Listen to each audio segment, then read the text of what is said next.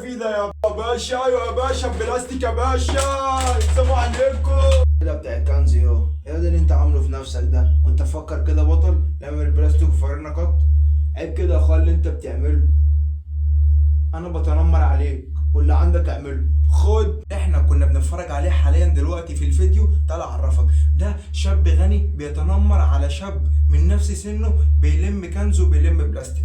تعال احنا بقى نعرف يعني ايه فكرة التنمر. الناس كلها مفكرة ان التنمر ليه سلبيات، بس بالعكس ده التنمر ليه ايجابيات وليه سلبيات. بس تعال الاول نفهم يعني ايه هو مفهوم التنمر. مفهوم التنمر هو سلوك عدواني متكرر. ممكن شخص او ممكن مجموعة من البشر تأذي شخص تاني عمدا، سواء بالفعل او سواء بالكلام. وكمان العزلة الاجتماعية من اهم الاسباب اللي بتؤثر على التنمر. اشكال التنمر وانواعه: في تنمر لفظي بالكلام، في تنمر جسدي عن طريق الجسم، في تنمر اجتماعي عن مجموعة افعال الاخرين، وفي تنمر الكتروني. تعال بقى افهمك كل عنصر فيهم واحدة واحدة. التنمر اللفظي ده مهم جدا: شتيمة، سخرية، تنابز بالألقاب. يعني أنا أجي أقول لك دلوقتي روح يا كذا، تعالى يا ابن كذا. طبعا التنمر الجسدي وطبعا التنمر الاجتماعي أنا مش هينفع أتكلم عنهم لأن الناس فاهمة عنهم كل حاجة، وإحنا عايزين الفيديو يوصل عشان الناس كلها تستفاد.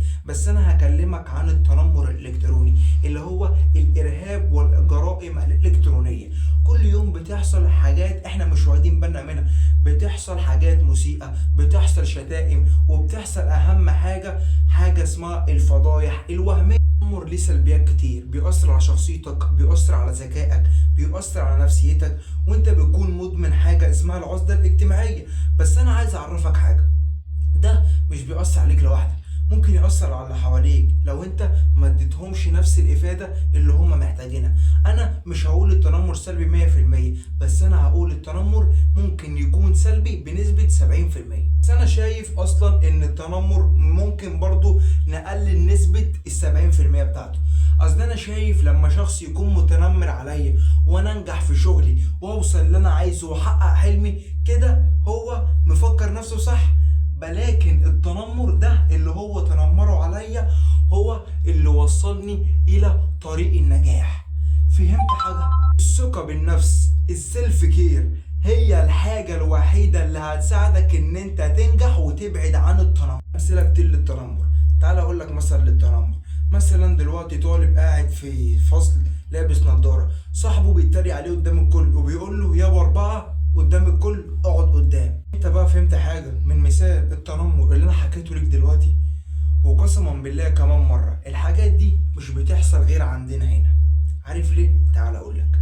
ان التنمر دلوقتي بيؤثر فكرة سلبية جسيمة بتدرس في المدارس، لان الشخص لو عامل حاجة غلط وهو اصلا يا عيني متنمر على نفسه وشايف ان هو ضعيف في عيون الناس، يبقى احنا كده عندنا ضعف المنظمات التربوية، ضعف المنظمات الاجتماعية، ضعف المنظمات الأخلاقية. يعني احنا عندنا ضعف في كل حاجة، وكمان بنتنمر على الناس، وكمان بنتريق على الناس.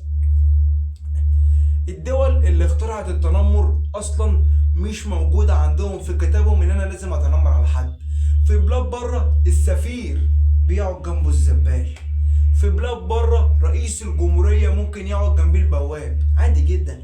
مفيش تمييز عنصري، مفيش تفرقة اجتماعية، مساواة وعدل في جميع الحقوق، في جميع الواجبات، في جميع التأمينات الاجتماعية، لجميع الموظفين ولجميع العمال ولجميع الأبناء في طلاب المدارس. انت عارف يعني ايه؟ يعني احنا دلوقتي عندنا طفرة جينية. احنا مصر المركز الأول في البلاد العربية والمركز الثاني على العالم تنمرا على الأشخاص.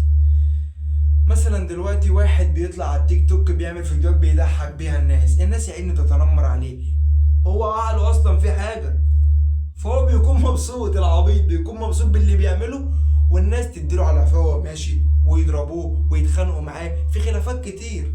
وكمان هناخد استراحة للأذان. بس دلوقتي بقى بعد احنا ما رجعنا، حابب اقول لك ان فكرة التنمر معناها كلمة بلاينج مترجمة في انجلترا والولايات المتحدة الامريكية بهذه الترجمة، واخدين بالهم كويس جدا ان احنا دولة مصر عندها الفكرة دي متطورة جدا. حتى لو احنا جينا سألنا منظمة الصحة العالمية ال WHO، هتلاقي ان فكرة التنمر في البلاد العربية وفي مصر اعلى دول في البلاد العربية هي اللي مساهمة في تطور فكرة التنمر عبر وسائل السوشيال ميديا. هي البلاد العربية. هتلاقي البلاد الأوروبية ما عندهمش الحاجات دي خالص، وده كلام منظمة الصحة العالمية ال WHO. دي حاجة. لازم برضه افهمك حاجه مهمه جدا انت مش واخد بالك منها، ان فكره التنمر فكره سلبيه. قلت لك ليها ايجابيات، ومن عواملها النجاح، ومن عواملها تحقيق التمني والرجاء، ومن عواملها اللي انت تصبر على نفسك وتسيب كله يتكلم، وبعد كده لما يجي ويشوفوا هيلاقوك انت اعلى شخص منهم، من واجهه الامباتشز بتاعتك، من واجهه الطموح بتاعتك ماشيه ازاي، سكسسفول تحقيق النجاح بتاعك هيكون ماشي ازاي. فده هيساعدك ان انت تطور من مهاراتك.